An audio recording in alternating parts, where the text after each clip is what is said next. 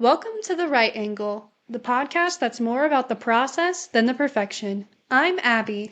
And I'm Autumn. Today, we're diving into the frustrating, mysterious, and sometimes soul crushing phenomenon of writer's block.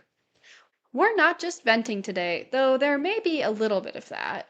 We're also unpacking the psychology behind it with the help of two essays we love: Mike Rose's Rigid Rules, Inflexible Plans, and the Stifling Language of Writer's Block, and Anne Lamott's classic Shitty First Drafts. So, whether you're staring at a blank Google Doc, rewriting your opening sentence for the 83rd time, or just avoiding your keyboard entirely, this one's for you.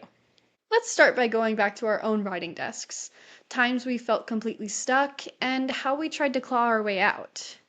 Yeah, so the first thing that comes to mind when I think of my own struggles with writer's block is the long form fiction piece that I've been working on for years.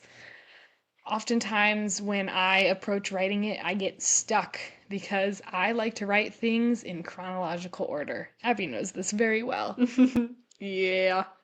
And so I often get stuck and have a hard time approaching it and end up putting it down for a really long time because I feel like I can't write the next scene unless I know what is happening before it. And so that leads to some intense and insane writer's block for me where I end up leaving it sitting for months at a time, only to feel guilty in the end and come back to it with fresh eyes, which is good, but also the time having spent away from it makes me forget what I've already written, and therefore sometimes it's even harder to start back up again. Yeah, that guilty feeling is real. A lot of the writer's block I used to experience was just the I have to get this perfect, and what I'm writing right now is not good enough. I think I've kind of moved on past that, and a lot of my current writer's block is very situational. It's very, I'm stressed. I have this other life thing going on. I don't have this big, long 2 hour chunk to write, and writing for 15 minutes is stressing me out. Or it's simply a school assignment that I just don't want to do, and I can't get my brain to put the words on the page. Yeah, writing for school is sometimes when I face the most writer's block because there's so much pressure on you when you're writing for a deadline for a school assignment, and it's not just something you're doing for fun. There's a grade attached to it usually, and I think that just adds to the overwhelmingness of, oh, I need to get this right because I don't have time to fix it. And also, it's not something that I super care about either, which makes it infinitely harder to start. Yeah, I feel like there are some assignments that I have felt, passionate and excited about, but for the majority, it's like a 500-word discussion board that is making me feel like I'm slowly losing my soul. If I don't feel passionate about what I'm writing, I can't make myself write. It just does not come out. Yeah, I feel that a lot. I'm very similar in that sense where if I'm not interested in it, but sometimes I also get overwhelmed when I am super interested in it because I want to do it well because I actually care about what I'm writing, which is not something that happens often with a lot of like school assignments. And so I feel this pressure to do really well because I enjoy this topic that I'm writing about. And while the words might flow easier, it's the organizing of things that ends up scaring me away and deterring me from the page. Now that we've aired our own struggles, let's break it down. What exactly is writer's block and why does it hit so hard? I think writer's block, there's a lot of different definitions out there, but obviously it's the inability to write and it manifests itself in a lot of different ways. So, Autumn, symptom wise, how does your writer's block manifest? For me, it's definitely the aspect of avoiding the piece entirely to the point where I won't even open the doc to look at it because I'm so stressed out about looking at it. Because when I think of writer's block, I typically think of the staring at a blank page and watching your cursor blink over and over again. So if I'm avoiding it, then I don't have to deal with that, and therefore it's not writer's block, right? Wrong, unfortunately. For me, a lot of it is going back to the previous parts I've written, or I wouldn't say this is necessarily fully writer's block because it can be productive, but sometimes it's not. I excessively outline. I do this with my critical papers, especially if I don't feel like actually writing the thing, then I just make my outline prettier. Then I just go in and I reword things in the outline. So I feel like I'm writing, but at a certain point, I just have to move on from it being bullet points and turn it into paragraphs. And that scares me sometimes. Yeah, I definitely thrive on that intense pressure of procrastination. Mm, So waiting and waiting until I can't anymore, and then the words just kind of come when I least expect it, because I have to get it done, and therefore I push through that writer's block, not because I want to, but because I have to. And I don't outline excessively. I end up going back a lot of times and editing what I've already written mm. and rereading it, because when I edit that, then it looks pretty and it looks nice and I like what I've written there. But I'm still avoiding what needs to be done to continue it. Mm-hmm. I feel like a lot of people, especially our age, can relate to the magic of procrastination, if you can call it that. Some other common ways it can manifest itself, definitely, that blank page, cursor staring back at you. Sometimes it's just hard to get things started. Also, fear of failure. I think we already kind of touched on that. And something called decision fatigue, where you have all these ideas, but you don't know what direction to take it, and merely the decision can be overwhelming. I deal with that a little bit in my long fiction piece because I have a lot of ideas of what I want to do in the future, but I don't know exactly what route I'm going to go to. And I'm scared of making a decision and committing with it because I always think, well, what if this other route was better? Or what if this Mm. one was better? And therefore, it leaves me at this crossroads where I end up not picking anything at all. So, understanding how writer's block feels and what it is only half the battle. Let's dig into why it happens in the first place. So, we've explored this concept kind of a little in our advanced writing class currently. A conclusion that we've drawn out of it is that there are two kinds of writer's block, and each one manifests out of a different reason. So, the first we'd like to call environmental or kind of temporary writer's block. This is caused by things external to the writer. So, something such as stress, burnout, distraction, potentially a difficult life thing going on, not having the time to write, something that is outside the writer's mental space as far as writing goes. And sometimes out of their control, too. Often that is the case. So, in the article that we referenced by Mike Rose, he does not consider that to be actual writer's block and kind of likens it to how some people in modern society will deem being just a little distracted ADHD. And I think that that is a fair comparison, but I do still think that it is writer's block. It's just caused by different things. We also have the kind of writer's block Mike Rose touches on in his article, that cognitive deep rooted that comes from rigid rules and faulty strategies that writers internalize.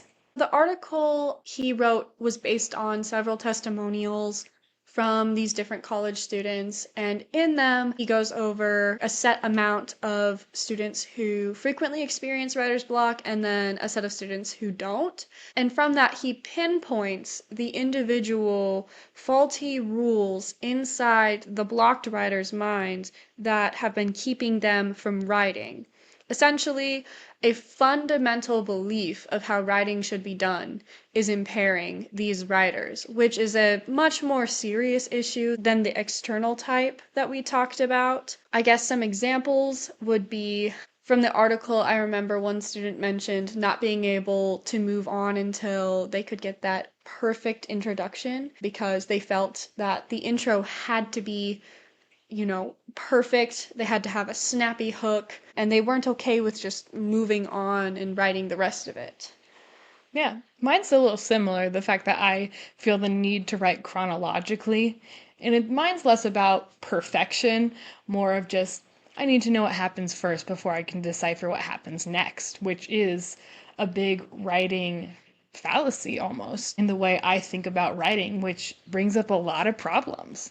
Yeah, another one that I think I had for a little bit until I started realizing that college writing is a lot more flexible. I had that realization in high school through my college level classes in high school, but because a lot of writers grow up with that intro, 3 points, conclusion format, they think that every single paper has to have exactly 3 points, which is one of those rules that can impair your ability to write a good piece. That's happened to me a few times, even in college, where it's like, I feel like I have too many points, or I feel like I don't have enough points, or, I is this sub point gonna make sense here?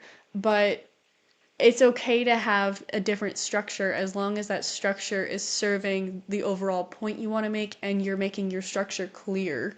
Yeah. Rose talks about this idea of internal rules that actually sabotages us.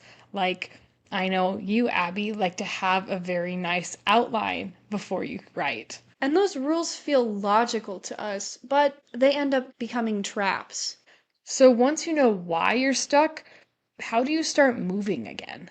An article that we have found to be really helpful in our own personal writing journeys, Anne Lamott's Shitty First Drafts. Just a disclaimer, we're not using profanity just for profanity's sake. That is the actual title of a scholarly article that is fairly famous, and the writer does this purposefully to help establish her more conversational tone that she uses throughout the rest of the article. But through this conversational tone, a very important message, I think, is delivered that all sorts of writers can relate to and utilize. Yeah, it's definitely something I've implemented more in my own writing recently. This idea of your first draft doesn't have to be pretty. It doesn't have to be great. It doesn't have to be award winning. And no one else has to see it if you don't want them to. And coming to terms with that has been really monumental in helping me get past writer's block and just go. Even if I know what I'm writing isn't great, at least it's something. Yeah, and often a lot of people, Lamont talks about, a lot of people will write something that initially they feel like is crap, but then later when they come back to it, realizes that it's really good, or even if it's not really good, it's workable crap that you Hmm. can turn into something good. Definitely. Another writer that I really look up to, obviously, if you know me, Brandon Sanderson. I watch and read a lot of his thoughts on writing itself, and his thoughts on overcoming writer's block are very similar to Anne Lamott's article. And I like how he phrases it as a productivity versus quality approach. And he ties writing consistently into this. So his school of thought is that if you write daily, weekly, have some sort of a writing routine, make it a habit, then it'll be easier to get the words out and it'll be easier to forgive yourself for writing poorly.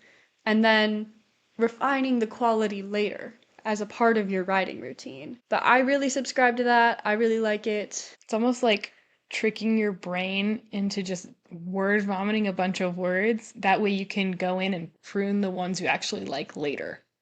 Yeah, or even then, sometimes you just need to get a bad scene or a bad essay point out for you to look at it big picture and realize what it actually needed.